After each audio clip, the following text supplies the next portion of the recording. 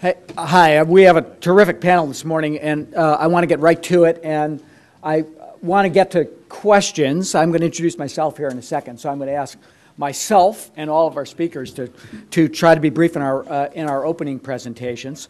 I'm John Pedesta. I'm the president of the Center for American Progress, and I want to welcome you to, thank you, what I think will be a provocative discussion on curbing the Imperial Presidency.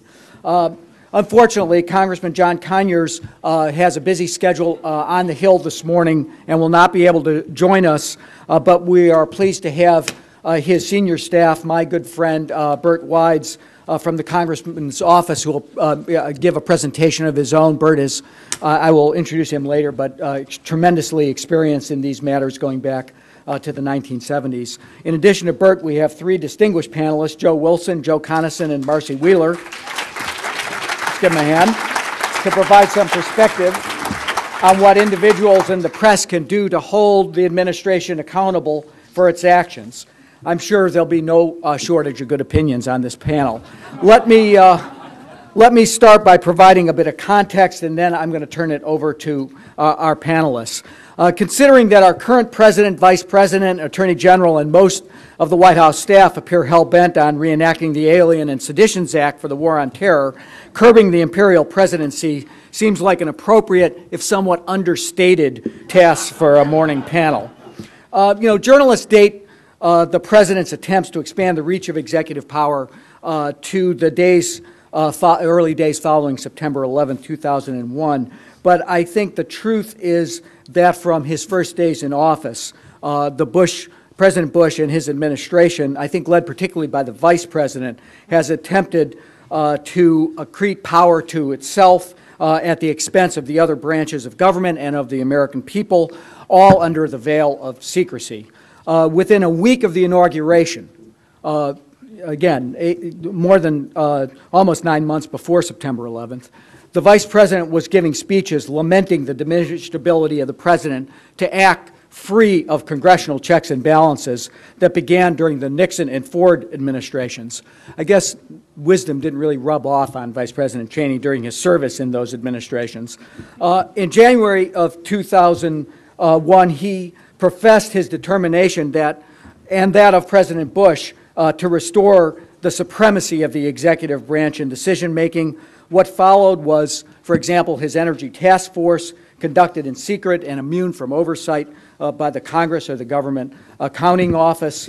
Early in 2001, the President ordered the National Archives to postpone the release of thousands of records from the Reagan administration, some of which might have been embarrassing to members of the current administration. Later that year, he signed an executive order reinterpreting the Presidential Records Act, which Burt had some hand in passing, to permit any current or future president to block the release of presidential records, perhaps indefinitely. Now, I guess they took that one step further when they decided that by using RNC email accounts, they would just avoid the creation of presidential records, thereby not making them subject to release. But I think it really was in the wake of September 11, 2001 and the ensuing, quote-unquote war on terror that the Bush administration used the banner of national security to expand the veil of secrecy and the reach of executive power that began to envelop the federal government shortly after his inauguration. I want to just give you a few examples. I think you're familiar with most of them, but Attorney General John Ashcroft, right after September 11th, radically reinterpreted the Freedom of Information Act to urge agencies to withhold documents if there was any possible legal reason to do so. We saw the secret detention of suspected terrorists in the United States without charge or representation, whose names wouldn't even be put forward, based on memos that were done by the Office of Legal Counsel, and particularly by Mr. John Yoo. We saw the advent of what began in Guantanamo Bay and moved to Abu Ghraib, the excuses to ignore the United States' obligations not to torture prisoners, and that has, of course, been well documented. We saw my successor, Chief of Staff Andy Card, ordered the immediate examination of all public documents posted on the internet that resulted in the removal of thousands of documents vital to public safety and environmental protection.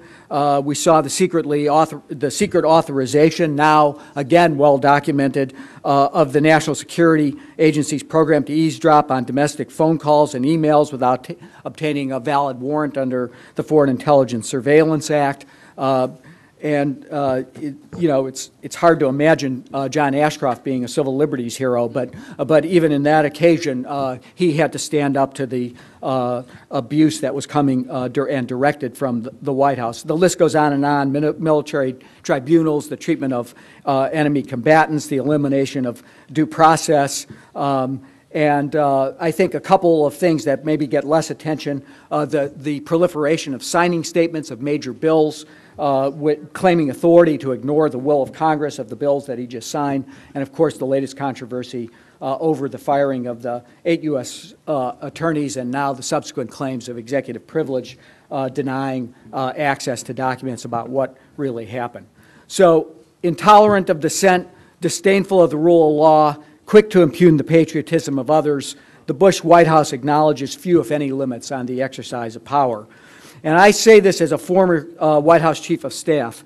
I have a healthy appreciation for the independence of the executive branch in carrying out the affairs of the country and the need to be able to conduct dialogue and discussion in private. But they have taken this to a level and to an extreme that I think over the years that calls really the integrity of the executive branch into question. And I think that's what's at stake today in addition to the independence of the presidency. That lack of integrity in the executive branch in turn threatens the administration of justice, the prosecution of our foreign policy, the execution of our domestic policy, and of course the standing of the United States in our global community.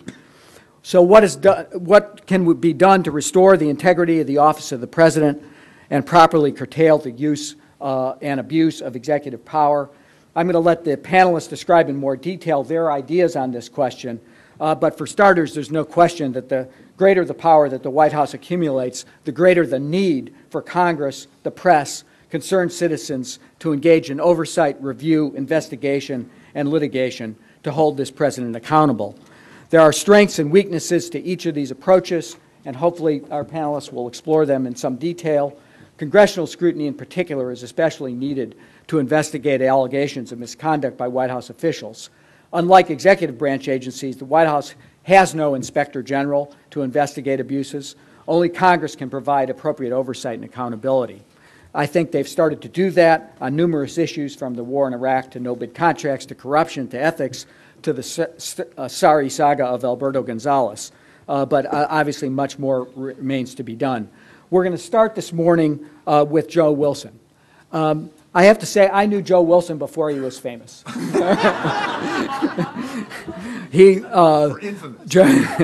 Famous. Joe served as Senior Director for Africa and the National Security Council when I was in the White House. He was a distinguished public servant, distinguished foreign service officer. He stood to serve with great distinction in Iraq, heroic efforts in Iraq during the first Gulf War. He served as an ambassador to our country. But I think most of you know Joe and his wife Valerie Plame as central targets in the Bush administration's pre-war efforts to tar critics, manipulate the press, and deflect the scrutiny from the massive deceptions that were at the heart of the Iraq War.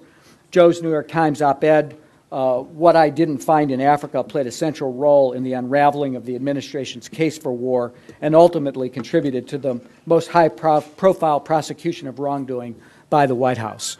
Given his direct involvement with the high crimes and misdemeanors of this White House, I'm sure that Joe will have a lot to say on the subject. So, Joe.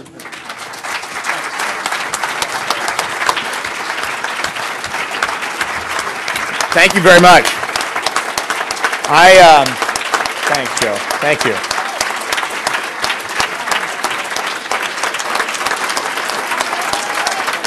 Thank you.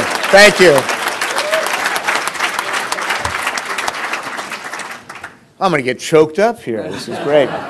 I used to be Joe from Washington, D.C. I'm now Jose from Santa Fe. I've been there for a couple of months now. I haven't found my razor yet. And it turns out that people who actually know me don't recognize me. People who've never seen me before recognize me immediately. So be at Dulles Airport and James Carville won't recognize me until I speak. And then I'll sit on an airplane and somebody who's a complete stranger will come up and say, "Oh, you're the ambassador." I said, "Oh, thanks very much." I didn't expect to be talking to you today. I actually thought I was going to come and sit in the audience because the people who are on this panel are actually better versed on the plight of Wilson Plame versus Mr. Libby et al. Than I am. In particular, Burt Wides, who's been part of this from the very beginning and who is a great source of information and one of the great sort of scholars of what I think Richard Cohen called the black arts of politics. And has been an advisor and counselor of mine for a number of years on the QT. And I perhaps shouldn't say that publicly, Bert. And then Marcy Wheeler, who, of course, has written The Anatomy of Deceit, which is the seminal study of this, and who blogs on the next hurrah as Empty Wheel. And it is one that I go to several times a day, along with the other one, which is Fire Dog Lake, and I think one of the Fire Dog Lake principal bloggers is over there. They followed the trial of Mr. Libby in real time. I would get up in the morning and say, I'm not going to turn on the computer, I'm going to go play golf.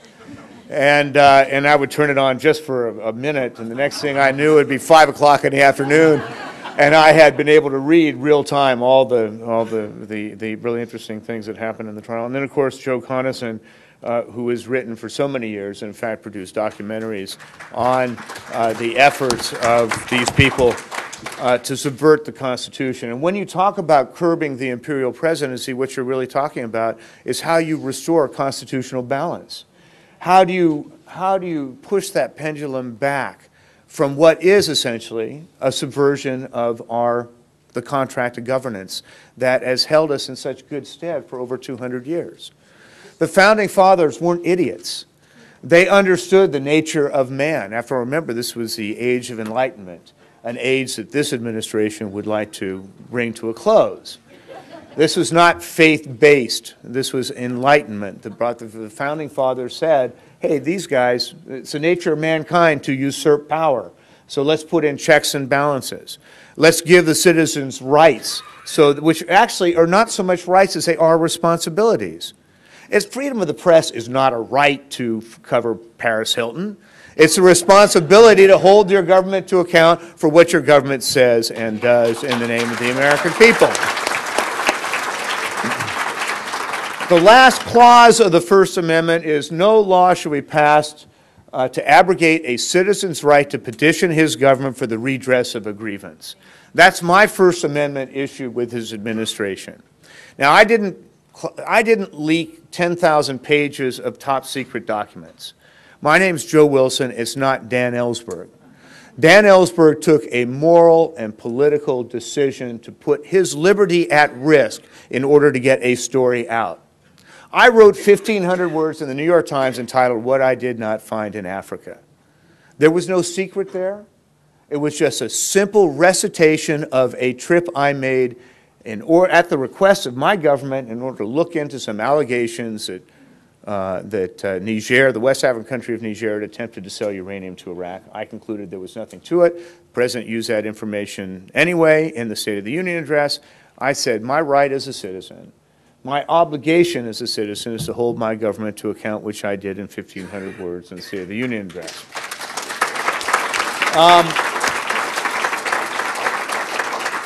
So the article in and of itself is not that memorable except for the reaction it provoked from the administration.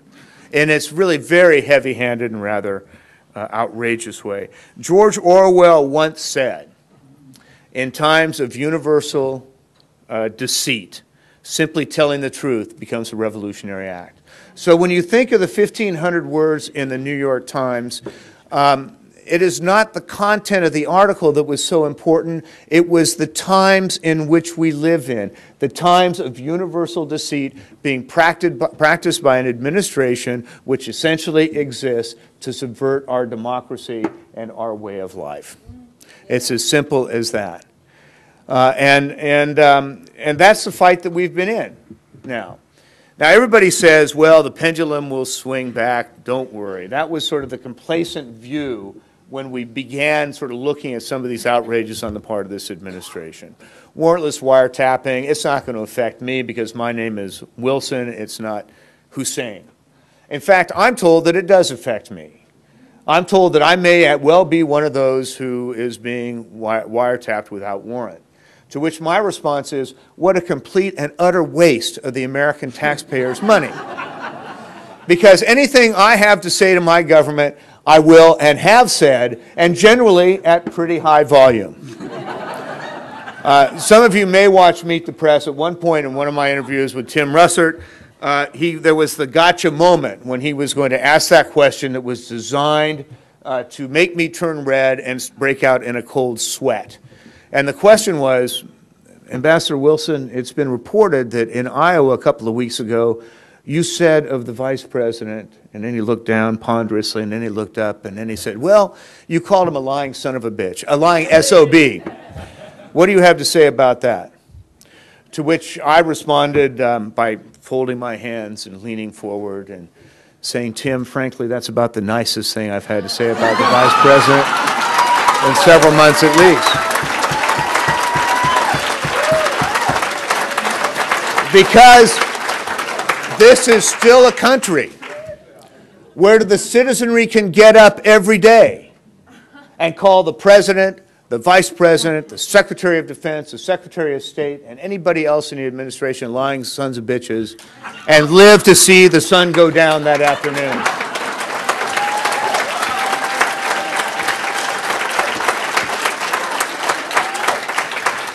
And that's what we continue to fight for. When the President of the United States has to go to Albania to find a friendly crowd, when was the last time you saw the President of the United States mingle with a crowd? Before Tirana, before Albania. What happened to the First Amendment rights of the citizens, of the citizenry of this country to confront our authorities? Well, that's what this fight is all about. It's all about holding your government to account for what your government says and does in the name of the American people. That's what the article was about. That was what my campaign in the run-up to the war was about. I believe then, and I believe now ever more strongly, that the most solemn obligation a government ever takes on behalf of its citizens. Remember, this is a war that America is waging. This is a war on behalf of all of us. It is our responsibility to ensure that if our government is going to send our citizens off to kill and to die in our name, that we offer our consent for that activity. In the run-up to this war, or as I like to say, the first line of my obituary used to read, the last American diplomat to confront Saddam Hussein, and it was that experience I brought to the debate in the run-up to the war. The first line of my obituary now reads, the husband of the first American spy to have her identity betrayed by her own government. It's absolutely critical that we have a free and open debate based on facts.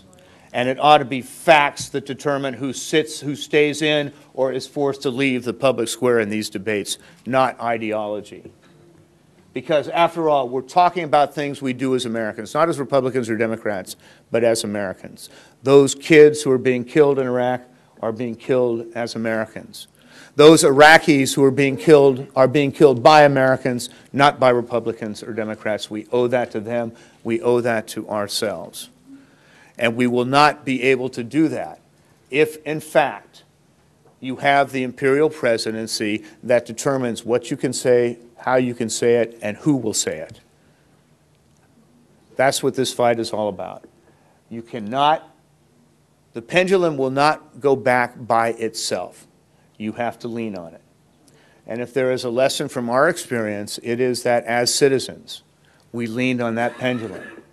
And if there is an outgrowth of that experience, and I saw Jane Hamster here, and Marcy, and AJ, and others who have picked up the mantle and defended our back and taken this fight right to them.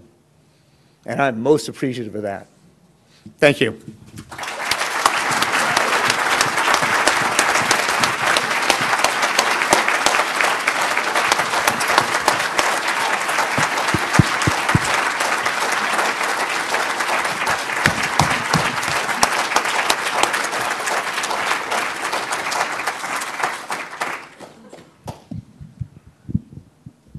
I always thank Joe for his service to this country, but I continue to do it every day. Thanks again.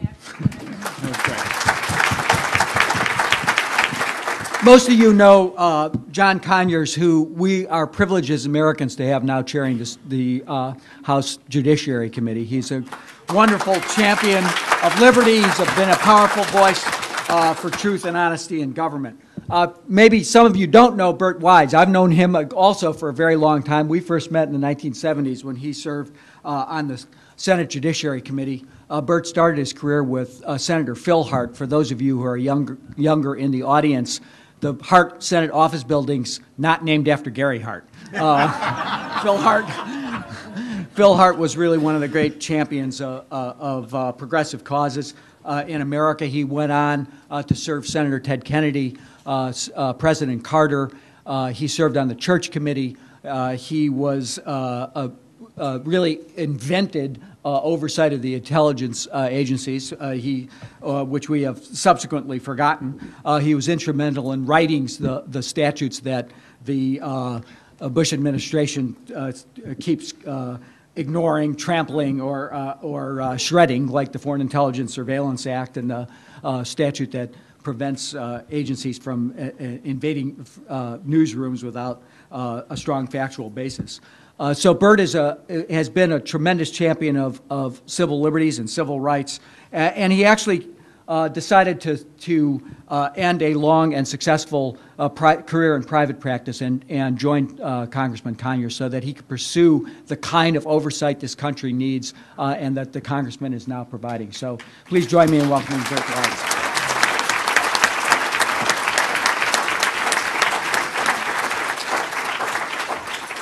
Thank you. Congressman Conyers wanted to be here very much, but there were some last-minute leadership meetings and floor business, and he just couldn't make it. And I will read some of his remarks, but before I do, I want to make a couple of personal observations. In my own defense, John, when I was in private practice, I continued to try to keep an eye on the government. I represented the constitutional government of Haiti, and got them back after the coup, and I represented the Chinese scholars trapped here after Tiananmen, who President Bush Sr. was determined to give back to the Chinese. I have to say that I have known John for some time and have never heard him go so easy on the Bush administration as he did as he pulled his punches here this morning. But you made one error. There at least was an inspector general for intelligence abuses in the White House under President Carter. That's what I did. And I like to think that a lot of these things wouldn't have happened on my watch, but I suppose I wouldn't have been there very long. After Joe's red meat, this may seem medium rare, but let me read you the Congressman's remarks, which are equally heartfelt. This is a time of deep concern about the Bush assault on civil liberties, and yet it is also a time of hopeful prospects for change. Since the last election, we have begun to shrink Bush's imperial presidency. We are taking the fight to the White House, and as the new chairman of the Judiciary Committee, I can assure you that restoration of civil liberties, it tops my agenda. President Bush displays disdain for constitutional safeguards in a variety of ways, but there is a common theme that underlies his imperial president, his belief he is above the law. Bush contends that as commander-in-chief, he can do whatever he likes in his war on terror, whether it violates the Constitution or ignores the powers of Congress. That is the one thing he has not been very secret about. Bush's claim of inherent authority to ignore the law knows no bounds and no limiting principle. Even a conservative Supreme Court has dispatched that claim as baseless. President Bush has subverted the checks and balances that are the cornerstones of our freedoms, sometimes with stealthy deceit, but often with brazen arrogance. In most instances, the Republican Congress just went along with those abuses. The Founding Fathers must be spinning in their graves, not merely at Bush's blatant erosion of their system, but also, and perhaps more, at Congress's supine failure to protect the Constitution. Now that Democrats control Congress, we have a very clear and heavy responsibility to take back the Constitution. The White House and Justice Department will keep scurrying around to end-run the law and to stonewall when they are caught. But the outcome will be different. Congress will expose the administration's illegal schemes and thwart them. Let me note just a few of the areas in which we are determined to deflate the Imperial Presidency. Wiretapping without warrants is indefensible. When Bush's warrantless wiretapping was exposed, I demanded information about snooping, which violated both the FISA law and the Fourth Amendment. Mr. Gonzalez has claimed that the program now complies with FISA because they use warrants. Recently, we had a hearing at which the Justice Department tried to explain the current process, but it was not very reassuring. It is very hard to believe that it took them almost 6 years to figure out that they could conduct the desired surveillance and still comply with FISA. Frankly, I doubt that they are. I insist the committee be fully briefed about both the current practice and the initial warrantless program so we can determine what crimes may have been committed and what needs to be done now.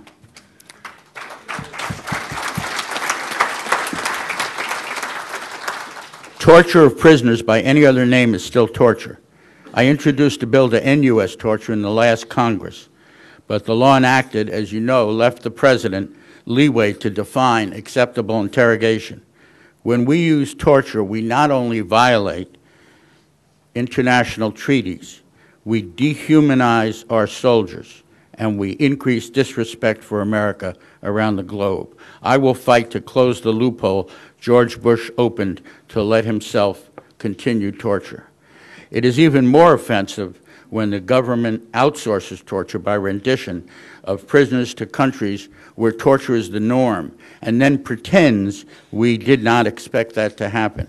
Our committee will hold hearings soon on this malignant practice and work to end it. Refusing the right of habeas corpus to persons whom the President designates as enemy combatants denies them a review by an independent judge. But they are only labeled enemy combatants because King George says so. Habeas is the bedrock of American liberty. The Great Writ was the keystone of freedom long before our nation's birth. We are holding hearings on habeas next week. We will restore it. These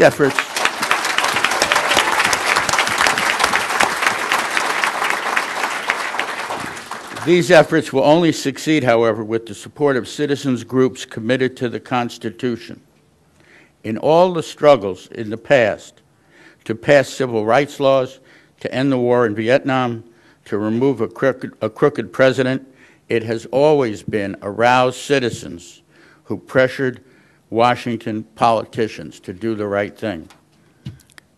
Too many Americans, however, feel Bush's assaults on civil liberties are really not their concern because they only threaten Arab Americans. They could not be more wrong. Not so long ago, the FBI and CIA spied illegally on thousands of innocent American citizens, wiretapped their phones, opened their mail because they were demonstrating against the Vietnam War or for civil rights. There is a chilling similarity between President Bush's trashing the Bill of Rights now and those dangerous years. Americans must understand that attacks on civil liberties are a grave concern not only for Arab Americans or Muslim Americans, but for us all. We must also remind America that, as Teddy Roosevelt argued, criticizing official policies is the highest form of patriotism.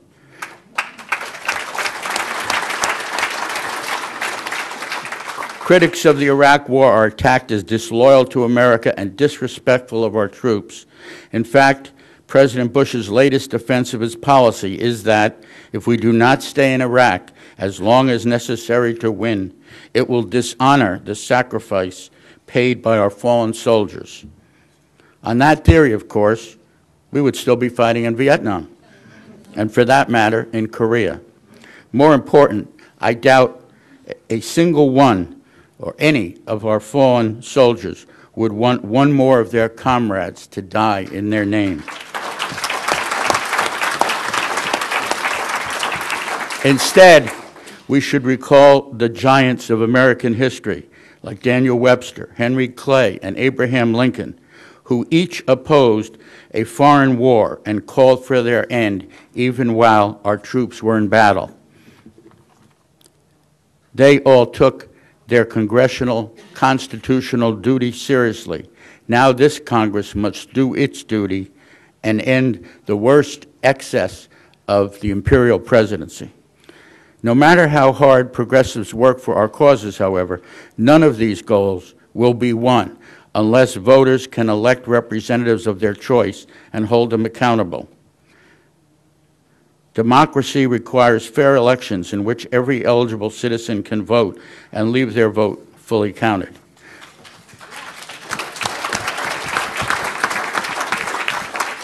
We must persist until we win all these reforms in order to restore fully the constitutional safeguards of our precious freedoms. For President Bush's Imperial Presidency has vividly reminded us that, as President Andrew Jackson warned in his farewell address, eternal vigilance is the price of liberty, and with your help, we will remain vigilant.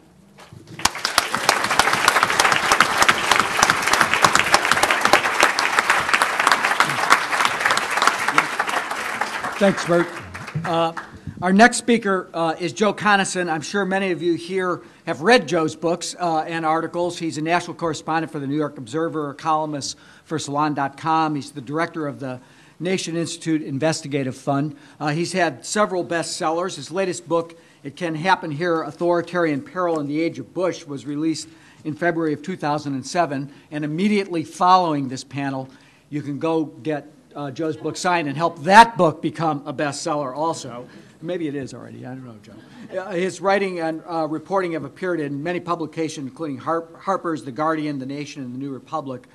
He's going to provide some perspective on the role of the press in curbing the imperial presidency. Joe?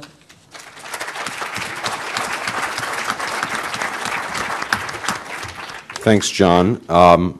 As usual, I've been on panels with Wilson before, and he always says what I want to say before I get a chance to say it, so, and usually better, too.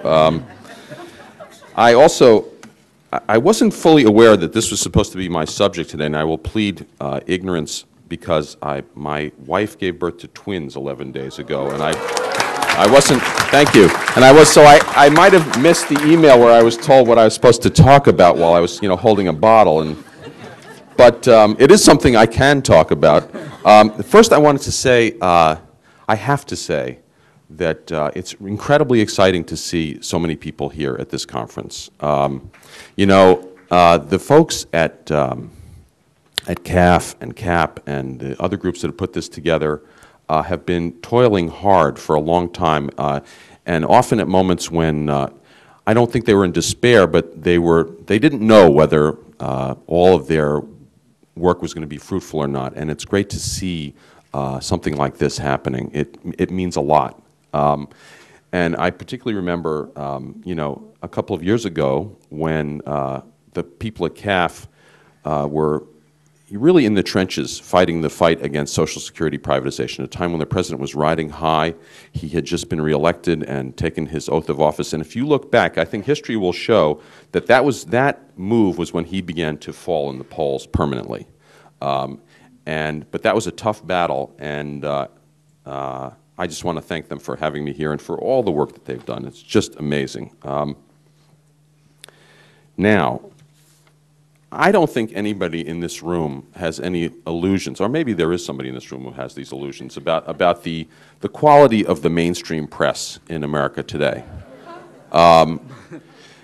If they did have any illusions following the administration of President Clinton, when the press played such an incredibly damaging and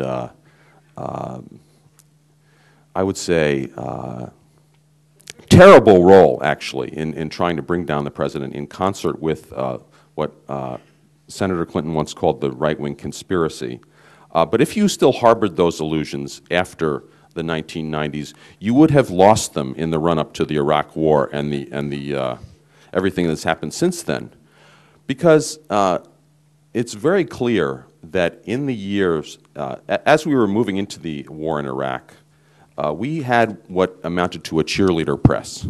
And this is what not just the right-wing media, which you could have expected that kind of behavior from in a Republican administration, but what my friend Eric Alterman calls the so-called liberal media. The New York Times, for example, which did have the good grace to print Joe's op-ed piece, but that was kind of after the fact. That was $1 short, and many, many days late, because what they had done up until then was to serve as a propaganda outlet for the administration as it built the false case for war in Iraq. Now, what was happening at the same time was independent media. And I don't know if I have to go through the list. It's very long now, because not only do we have magazines like The Nation and Mother Jones and, well, actually, it's not that long a list of print publications, but the Progressive in these times and others, but the blogs and people in websites like Salon, where I work, questioning the case for war, trying to fight back. So you saw in this period of time a really important demonstration of exactly what the founders meant when they secured an important and privileged place for the press, a place that I'm sorry to say many of my colleagues in the mainstream have abused over the years, not lived up to the expectations of the founders with regard to the adversary role, the questioning role, the role of protecting people's rights and liberties, and making sure that people understand as much as they can about a government that inevitably tries to keep things secret.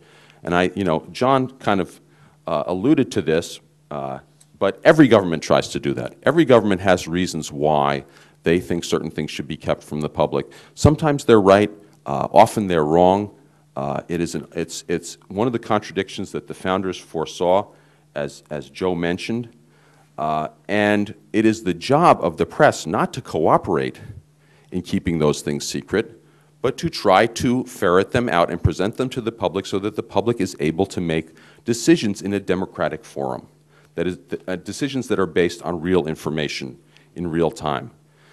This is a conflict. It's not, and it's not always absolutely clear who's right and wrong, but these are the roles that the founders envisioned for the press and government, and the press ought to live up to that vision.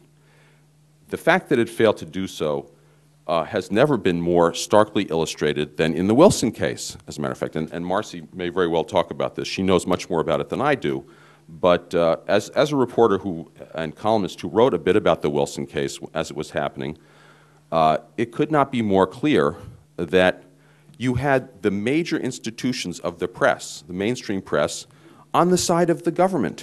The government, Vice President Cheney, Scooter Libby, others in the government, Ari Fleischer and the rest of them, had the expectation that the mainstream press would serve their purpose in smearing Joe and Valerie, that they could leak this information, and they had the confidence not only that they could use the mainstream press for this obviously nefarious purpose, but that the people who they tried to do this with would maintain secrecy around this, and it would not be exposed that this is what they were trying to do.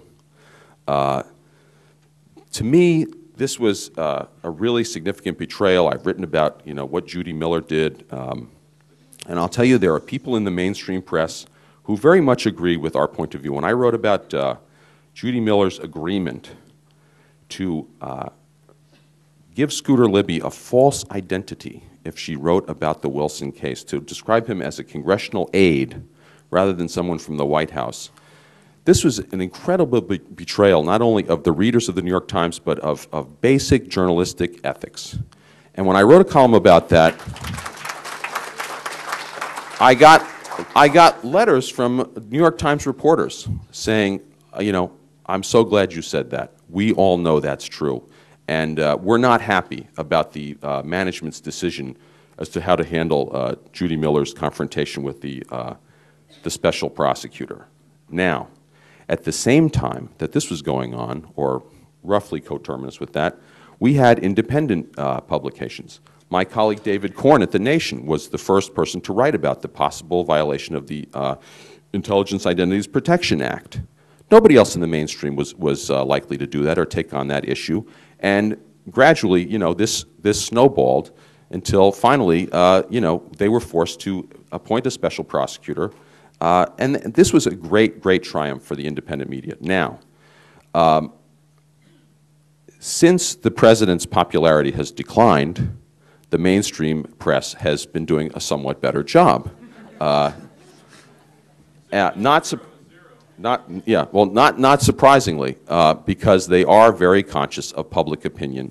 They blow with the wind a lot of the time. There are a lot of good people in the mainstream. I think it's important to say that often.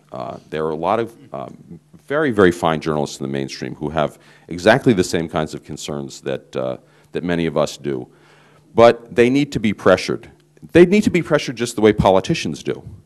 You know, if you get a Democratic president in 2008, that president is going to need pressure just the way Franklin Delano Roosevelt needed pressure in 1932. You know, progressives came to Roosevelt in 1932 after he was elected and said, well, now, Mr. President, you have to do this, and you've got to do this, and you've got to do this. And he said to them, make me do it. You have to make me do it. And that's going to be true whether it's Hillary Clinton or Barack Obama or John Edwards or anyone else. You're going to have to make them do it. And the press is the same way. This is why the blogosphere and the internet are so important. But there's, you know, important role for citizens too, to bring as much pressure. You know, the reason we have such a bad media now is because of the intense pressure from the right wing over 20 years. Gene Lyons and I wrote about this in The Hunting of the President. It's the real story of what happened to the American media over the last 20 or 30 years. And now it's very important to continue the countervailing pressure from liberals and progressives to try to rebalance the media so that they finally end up doing their job the right way. And we don't have more people like Joe and Valerie who are buffeted about by a conspiracy between press and government. That's wrong. That's wrong. That never should have happened. It needs to be redressed. And the only way to redress it is for citizens to take action with the media and force them to do their job the right way. Thank you very much. I will be very happy to take your questions and sign your books. But you have to buy them first. Our final panelist has been introduced to some extent by Joe Wilson already, and in keeping with the concept of citizen journalism, we're next going to hear from Marcy Wheeler. Marcy's a blogger on The Next Hurrah, an academic who has studied the impact of citizen journalism during times of propaganda, and a practicing citizen journalist herself, who's the author of Anatomy of Deceit. Her book chronicles in detail how the media promoted the Bush administration's justification for war and provides the play-by-play account of how Vice President Cheney's office first used the media to target Joe Wilson and then avoid criminal charges in the CIA leak case. She's a frequent and influential blogger on the Libby case. Marcy is going to give us a perspective on what regular citizens can do to help expose malfeasance and check executive power. Marcy?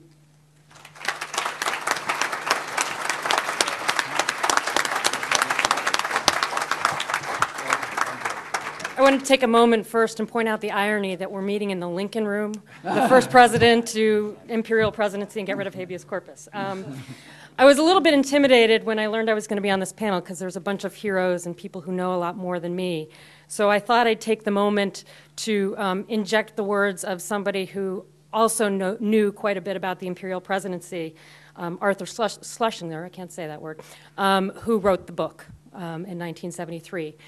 A few months after he wrote that book, he wrote the following for Harper's Magazine.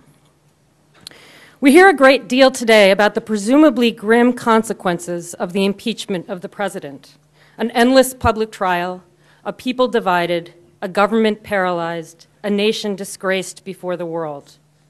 But suppose the House of Representatives should decide not to impeach Mr. Nixon. That would have its consequences too, consequences that deserve at least as careful an examination. For the refusal to impeach would be a decision as momentous as impeachment itself. It would and could be interpreted only as meaning that Congress does not think Mr. Nixon has done anything to warrant impeachment. It would alter the historic relationship of presidential power to the constitutional system of accountability for the use of that power. Failure to impeach would be a vindication of a revolutionary theory of presidential accountability.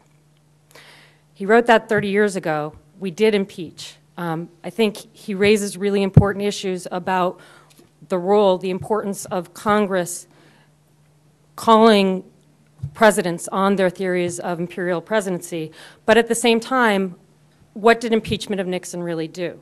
I'm a breast cancer survivor, and actually, with breast cancer at least, sometimes when you remove a primary tumor, metastases, it makes it easier for metastases to grow their own blood supply. And I kind of think that Dick Cheney is a very, I tend not to use cancer as a metaphor, but if you think about it, what happened when we impeached Nixon was the metastasis and the flourishing of precisely the same theories that we were trying to pin down. Now, we do need to pursue, Congress needs to pursue the imperial presidency, not least because of the way Scooter Libby is trying to appeal his case. You all know, I think, that he's trying to appeal his case.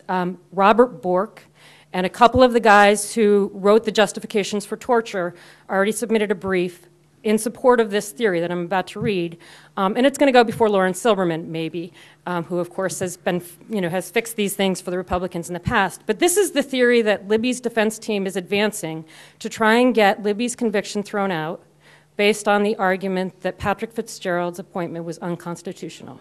Okay, this is a direct quote from one of their filings. A ruling that Fitzgerald's appointment was unconstitutional, quote, would not, contrary to the court's concerns, immunize high-level administration officials from future prosecution. Indeed, the department's own regulations provide for the appointment of a special counsel who is subject to the supervision and direction by the Attorney General. What they're arguing is the only constitutional way to investigate a high-level administration official is by doing it with somebody reporting directly to the Attorney General. Think about that for a second, because, obviously, the next person we want to investigate is the Attorney General. And they seem to think this is going to work, kind of crazy. But then here's the other thing we're up against, which is really where the metastases came in, which is the cultural aspect, the way in which these people really believe, they'll do whatever. And for this, I wanted to read the words what Michael Horowitz wrote in support of leniency for Scooter Libby. Now, Joe Conason can probably tell you more about Michael Horowitz than me, but he's the guy who 30 years ago said, wouldn't it be great if we stacked the judiciary with a bunch of conservatives who often put their partisan ideology above the law? He kind of the brain behind the Federalist Society. And he was also present at the creation of the Arkansas Project, which, of course, it SCAFE-funded investigations that kept looking and looking and looking until they found some reason that they thought they could use to impeach Clinton. Keep that in mind as I read you what he wrote to a federal judge to try and get him to be lenient on Scooter Libby. Disposition of the Libby case will have much to do with whether the country will further and gravely descend into us versus them feelings of bitterness and contention. As the Bork case led inexorably to the Clinton impeachment, so can the case before the court profoundly criminalize and poison the country's political process with calls for retribution on the part of many who never believe, never, he emphasizes, that Scooter Libby merits criminal punishment or, God forbid, incarceration. It is an irony that Scooter would be the last to support such an embittering development, but the esteem in which he is held is such that any but the most Solomon-like disposition of his case could easily ensure this occurrence. Now, it's funny, but first of all, this is the guy who personally made it his job to ensure that the Bork case led inexorably to the Clinton impeachment, okay? So these calls for retribution are not empty threats, because this is a guy who has done it in the past. And of course, after he wrote this letter and after Judge Walton did sentenced Libby to prison, Judge Walton started getting threatening letters and emails and so on. So, I mean, these are not empty threats. But what Horowitz is arguing and what we're up against, what they're arguing is basically that the rule of law, that even in a case where, I mean, because Scooter Libby, contrary to what Richard Cohen in the Washington Post will tell you, Scooter Libby, by lying, very deliberately hid the fact that the vice president, before he leaked Valerie Wilson's identity to Judith Miller, the vice president ordered him to leak to Judy Miller. Okay, so that's what Scooter Libby's lie is intended to do.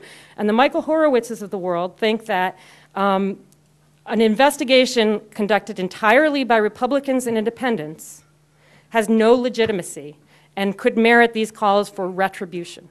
Okay, so as we talk about how we're going to rein in the imperial presidency, one of the things that we really need to talk about is a cultural issue, because until the Michael Horowitzes of the world lose their ability to mobilize people to send in emails to Judge Walton and threaten him, we're never going to move beyond the metastasis that is Dick Cheney.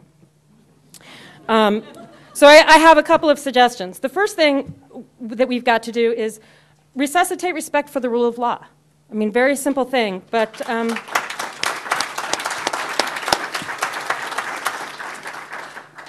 Patrick Fitzgerald, let me tell you, is a painfully, painfully geeky person. Hero, but really, really geeky. Jane Hampshire turned him into a bit of a sex symbol with her coverage of Fire Dog Lake, because that's where we're at. That's where we're at. Somebody like Fitzgerald is a hero and is the kind of hero, and I think with the U.S. Attorney scandal, there is equally the opportunity to turn the people who have been attacked by the administration into a similar kind of hero. I mean, if you're Hollywood and you're looking for a hero of the U.S. Attorney scandal, I can guarantee you they're going to go to David Iglesias well before they go to Brad Schlotzman, if anybody saw his testimony. He makes Alberto Gonzalez look forthcoming and honest. The other thing we need to do is use those within the administration who believe in the rule of law and kind of use them to expose what the administration is doing. Jim Comey's testimony before the House and especially the Senate, I think, is a really good example of the people who, even though they are and were or are very good Republicans, are offended by the rule breaking that the administration has done. And even with Comey, there are still some details that haven't been brought into the public sphere and we haven't yet elicited. But the most interesting example of this that I've got is David Addington, who many of you may know is the architect for the unitary executive in this administration. His legal theories are scary, dangerous, and misguided. However, he believes in the rule of law. That's going to sound really crazy. The oddest thing in the Scooter Libby trial that I saw was, first of all, David Addington, you know, the press wants to say that,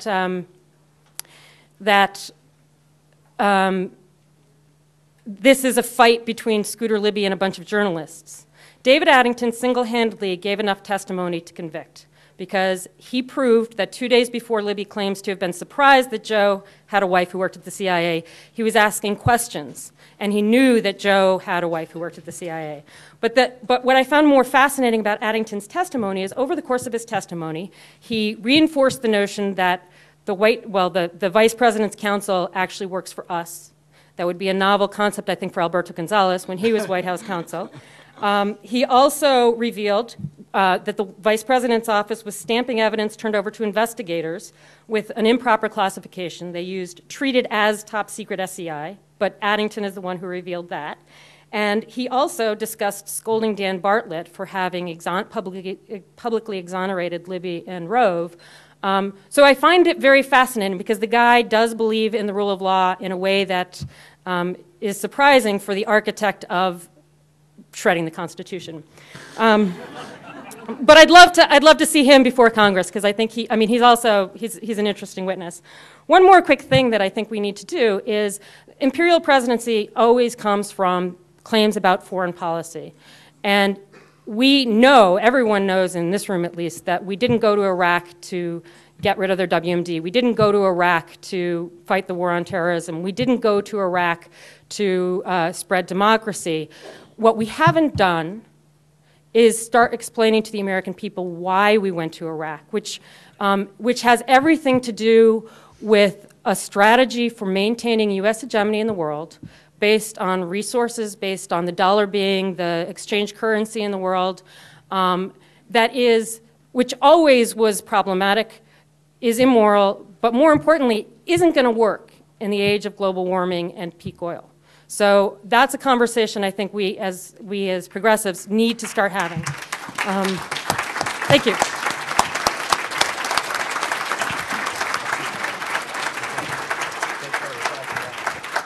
Joe Wilson, unfortunately, has to duck. We're going to take... Well,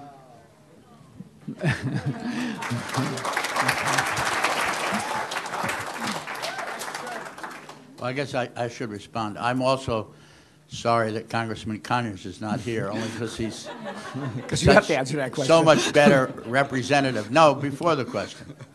And I'm speaking now for myself, not for Congressman Conyers, but I've been with him since about 9/11, which I had nothing to do with.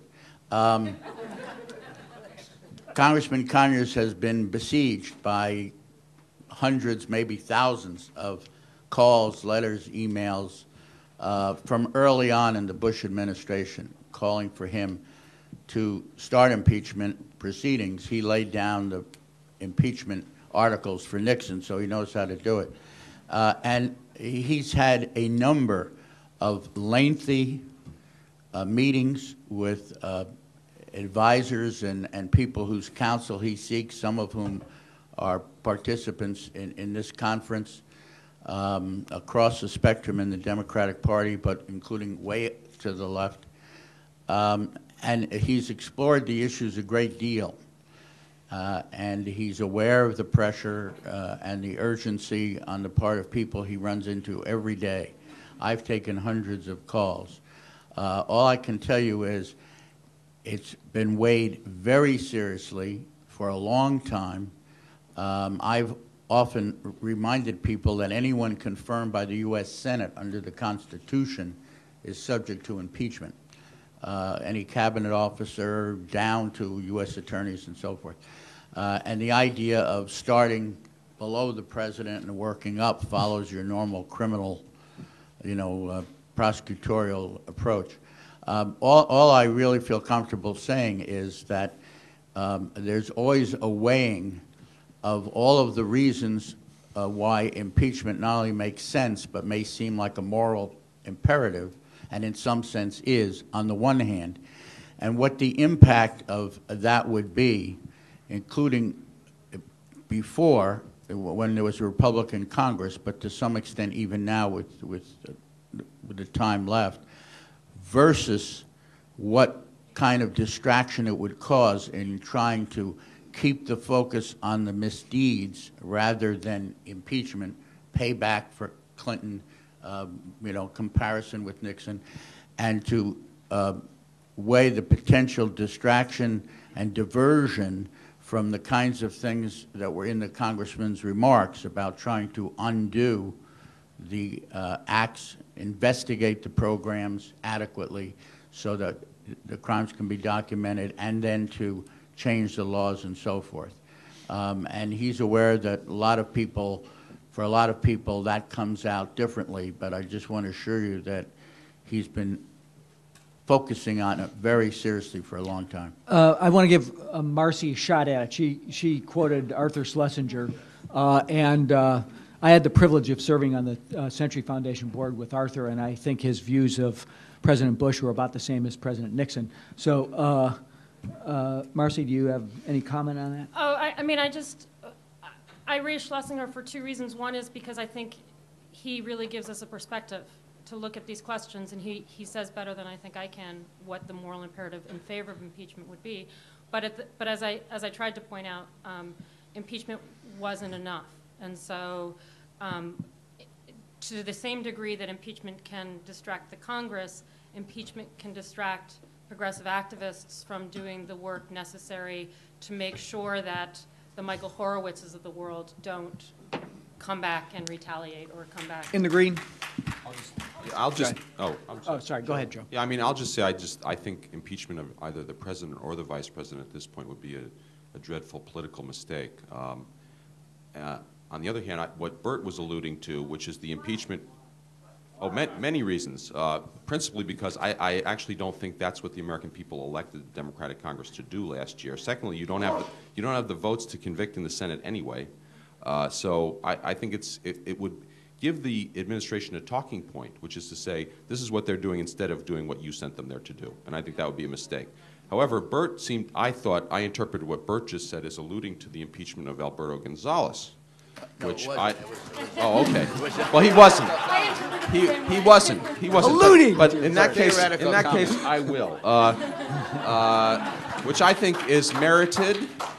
He never ought to have been confirmed, and I think would be a very good way of getting at some of the issues that the pro-impeachment folks have raised. And it would begin in the House Judiciary Committee, by the way. So.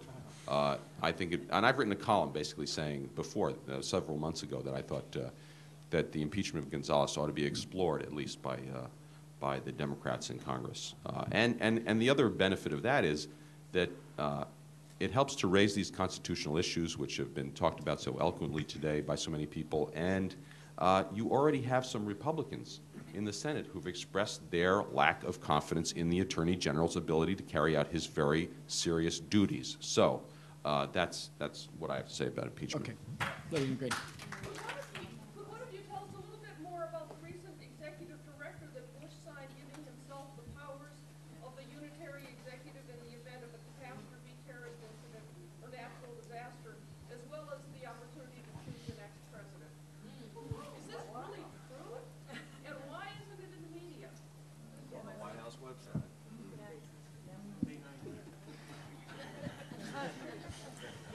It is true, but it actually only reaffirmed something that was already in place. And in fact, maybe John can address this. Sorry. She said that there was a executive order that Bush signed recently, which basically said in the event of a big disaster, taken presumably to mean either something like Katrina or a terrorist strike. There would be a continuance of government in force, that he would have a lot of power to kind of disband Congress and get things done. But that's been true for 30 years, as far as I know. In fact, that was something that Rummy did when he was a private citizen. He was one of the people who was, sent off to practice often running the government. So it's been there for 30 years. This is a vestige of the theory of an all-out Soviet nuclear attack. And I think that there have been hearings on Capitol Hill, and there's been legislation proposed to regularize what would happen if, in fact, there was an attack that took down the top leadership of the Congress or whatever, which is imaginable, I suppose. But I think you raise a valid concern. You want a question? In that there seems to be an argument that impeachment is impractical for strategic reasons. What are the prospects for criminal prosecution? And I mean, whether we're talking about in The Hague or within the states for criminal prosecution. Well, I'm not an attorney. There are two. Yeah, the question was, what are the prospects for criminal prosecution of the miscreants in the present administration, either domestically or internationally? And I'm not an attorney, but I will say, and there are two, at least. I don't know if Marcy's a lawyer, but there are two very fine attorneys sitting up here with me, and I sure could address that. One very good constitutional lawyer I know, Scott Horton, who blogs at harpers.org, by the way, believes that neither the president nor the vice president nor the Secretary of State nor various other officials and former officials of this administration will ever be able to travel outside the borders of this country again after they leave office without facing the prospect of criminal indictment. So that's Scott's opinion, and it's worth a lot. Question over there. Can I comment? Yeah.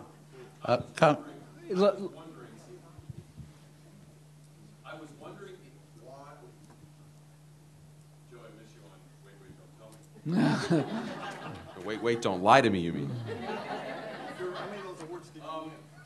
Given what I've been reading in the news, that short of impeachment, that there's really no legal recourse that Congress has on oversight of the executive branch. And maybe one of the two lawyers could speak to the idea of the subpoenas actually having any force of law. I am constantly amazed that with their sense of projection, the current administration and the various other Republicans who have helped them out aren't afraid of retribution, the actual example of the Imperial presidency being used against them. Once we, just the fact that we get a reasonable person elected in 2008, not ending up with all these guys in orange suits down there in Guantanamo, which would be a good ending.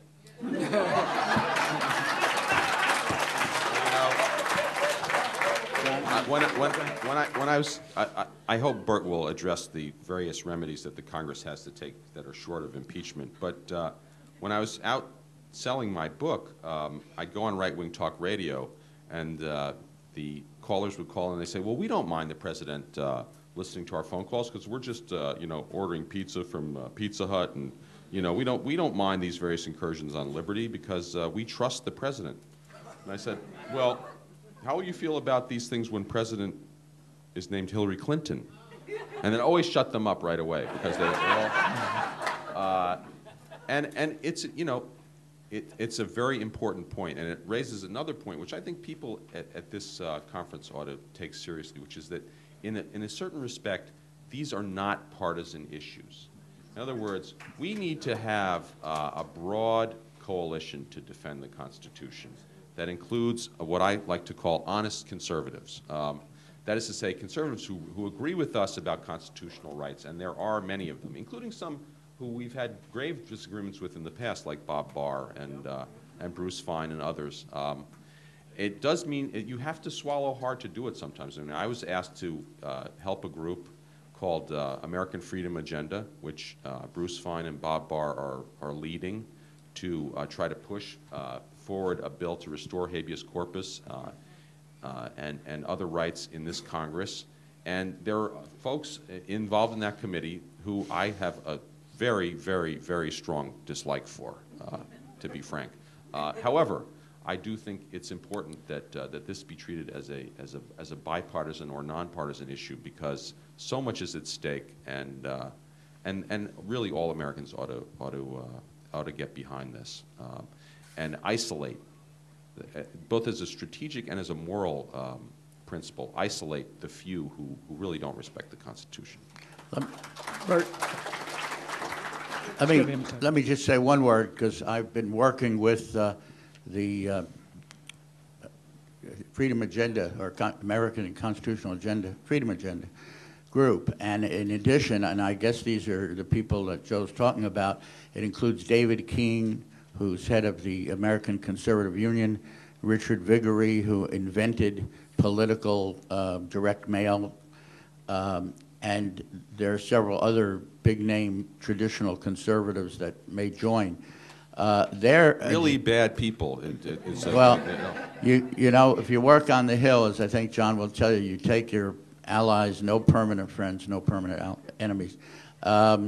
And their agenda is at least as broad as John Conyers and Kucinich and others. I mean, it is every issue that any of you are concerned about, and some you may not have even gotten into, like state secrets as a way to prevent cases.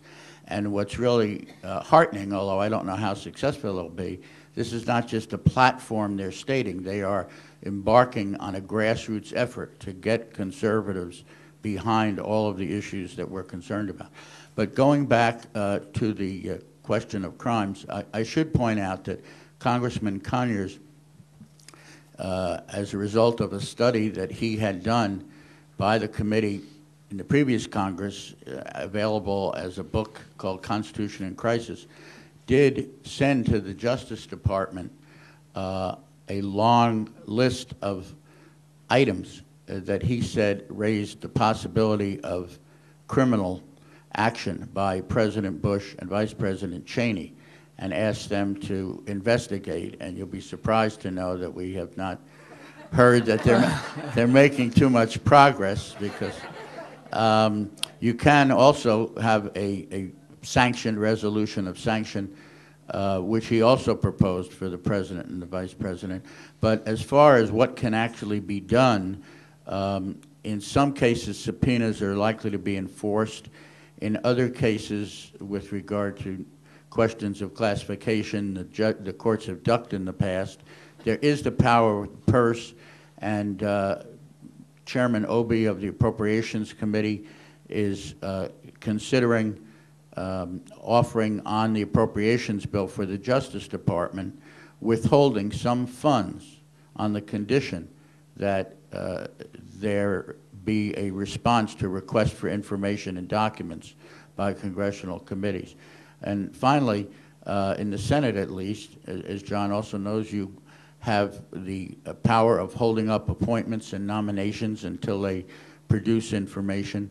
And there are other things you can do in legislation. Of course, with the president's signing statement and saying, you know, I'm going to do something different, you have that problem. And we are also doing an investigation of where his signing statements indicating he has a different view than the Congress have actually resulted in agencies taking action in violation of the laws. I'm gonna take the privilege of responding a little bit to Joe and saying that while I basically agree with what he said, I also caution hobbling the president too much, having been there. Remember, Truman integrated the Army. The Congress wouldn't have done that. The next president's going to get rid of Don't Ask, Don't Tell. The Congress won't vote for that.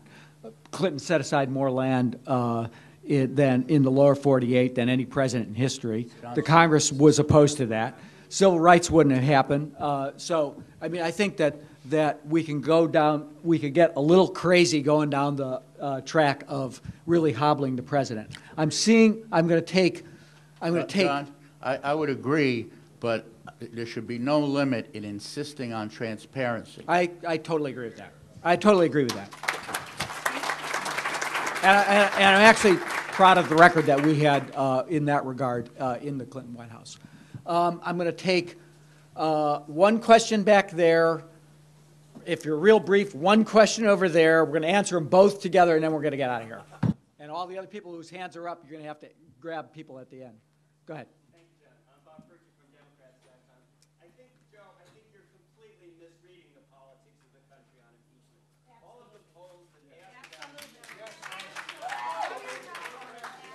you refuse to ask about it, right? All report that a majority of Americans support impeachment hearings. A solid majority of Americans, and they're not even being discussed. The American people were way ahead of Congress on Iraq. We all know that. Nancy Pelosi says that today, even Hillary Clinton. The American people are way ahead of Congress on impeachment. You know, it's just time to stop with the ridiculous excuses that the American people know the only way to hold Bush and Cheney accountable is through impeachment. Okay, got it. We're gonna let him respond, but go ahead. My favorite comment about impeachment is the bumper sticker that reads Pelosi in 2007. My question is about what's happened to the media in the wake of the Scooter Libby case. Like everybody else in this room, I'm looking forward to the day when Scooter Libby goes to prison. But I'm also somebody who spent nearly 20 years as a journalist, and along the way promised confidentiality to my sources. And I feel now that if I were doing that, I couldn't guarantee that confidentiality. I think bloggers are especially vulnerable because they don't have news organizations backing them up if prosecutors go after them and their sources. And I'm curious to hear from Joe or Marcy how you perceive this. Do we need a national shield law? Can we get there? And what are you hearing among your colleagues about the aftermath of Fitzgerald's exposing of the journalists in this sort of thing? Marcy? Well, no, go ahead. Well, I was just going to say that as the first non-question, that the Pelosi in 2007 bumper sticker is to me a very apt comment on the realism of that idea. As for the shield law, I think we do need a national shield law. The problem is that whatever shield law you passed, would not cover every eventuality. And so you would end up sooner or later with a case like the Judy Miller case, where essentially you had the responsibilities of citizenship, which Judy Miller chose to try to ignore, bumping up against the responsibilities of journalists to shield sources. And the problem with the Judy Miller case was that she was protecting a source who clearly had tried to use her for an illegitimate purpose. And I think it's not clear to me that a shield law can cover that kind of moral question. However, we do have a shield law in New York, and I've availed myself of it at least once. And I think it's a very useful thing, and I think it is ultimately in the public interest for bloggers as well as other journalists. I'll make two quick additions to that. There is a potential shield law being discussed by Congress now, which covers bloggers, but I think the proper approach is to cover the act of journalism because Judy Miller was not acting as a journalist, she was acting as a PR flack for the administration in the entire lead up and during the war. So cover the act of journalism such that then that is what that's what we want to protect. The other thing that needs to happen, in addition to the discussion of a federal shield law, is some taking of responsibility on the part of journalists who still, like Judy Miller makes an easy punching bag, but there, the New York Times colleagues who are very happy to throw Judy Miller over the side are not equally critical of Michael Gordon or Pat Tyler or any of the other New York Times journalists who also got us into the war. And so I think that, if journalists want a shield law, then they need to take responsibility for the sins of all of their colleagues.